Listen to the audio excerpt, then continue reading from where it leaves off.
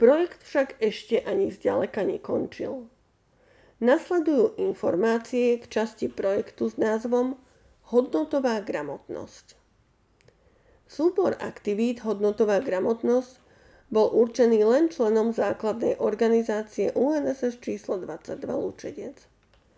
Tvorilo ju 7 diskusných stretnutí o nemateriálnych hodnotách, ktoré znamenajú pre každého človeka podstatu bytia a ovplyvňujú naše životy každý jeden deň.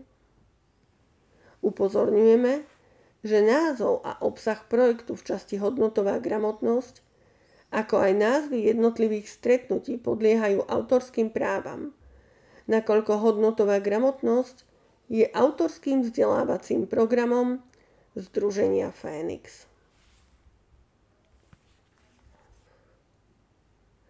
Sebapoznanie.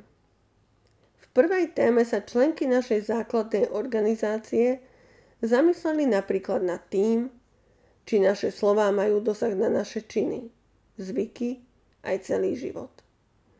Vyjadrovali tiež svoj uhol pohľadu na to, či je možné čokoľvek očakávať od iných, ak človek nevládne sám nad sebou.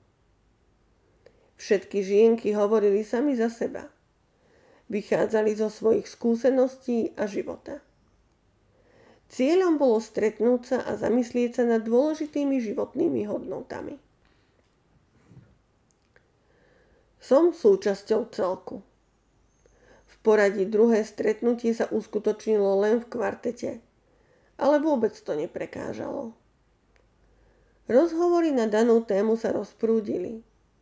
Účastníčky by chceli hovoriť ešte dlho, museli im však stačiť 2 hodiny podľa plánu aktivity. Toto stretnutie možno definovať slovami objatie v slovách, vyznanie citov a láska. A tej za 2 vrecia. Hodnotová gramotnosť pokračovala 3. stretnutím, ktorého téma znie komunikácia. Každá z účastníčok zo základnej organizácie UNSS v Lučenci prišla na stretnutie s iným nastavením. Niektorá mala obavy, či takéto úvahy o živote nie sú len pre mladšie ročníky, iná zas vyjadrila radosť práve z takýchto stretnutí. Možnosť otvoriť svoju dušu a bez obáv môcť povedať aj odlišný náhľad na tému priniesli nové uvedomenia si aj toho, čo všetko je pri komunikácii dôležité. Naše žienky dospeli k tomu, že sú to napríklad rešpekt, tolerancia či hľadanie spoločného bodu. 4. stretnutie hodnotovej gramotnosti sa nieslo v duchu hľadania súvislostí a úvah na tému Cesta k cieľu, prekážky.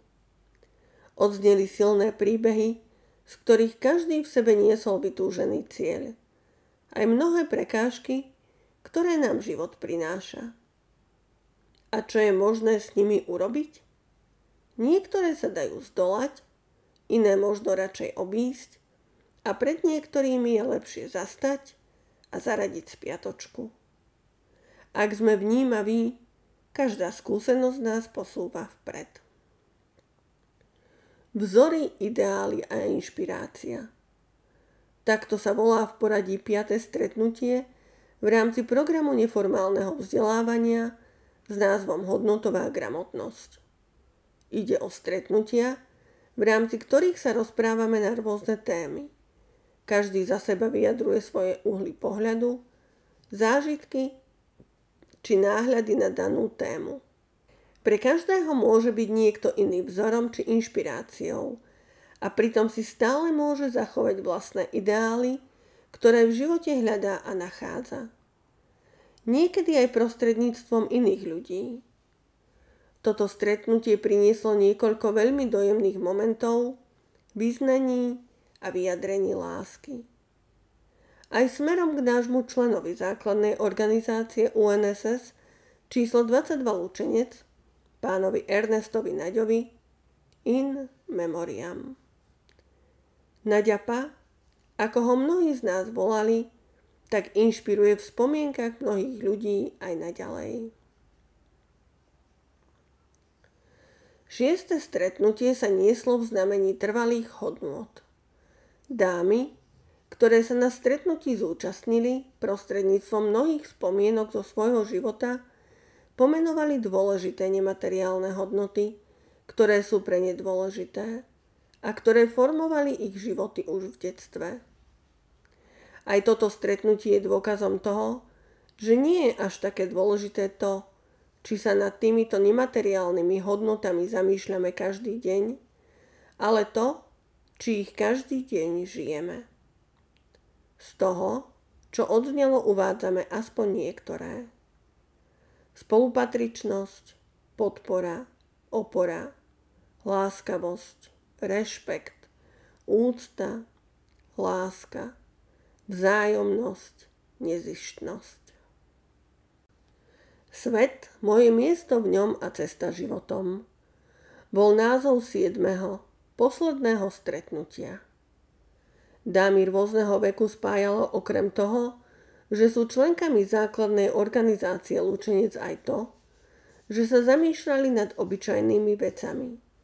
Vyjadrovali vlastné náhľady na témy, ktoré sa týkajú niekedy aj iných ľudí, iných spoločenstiev či iných krajín, ba i sveta.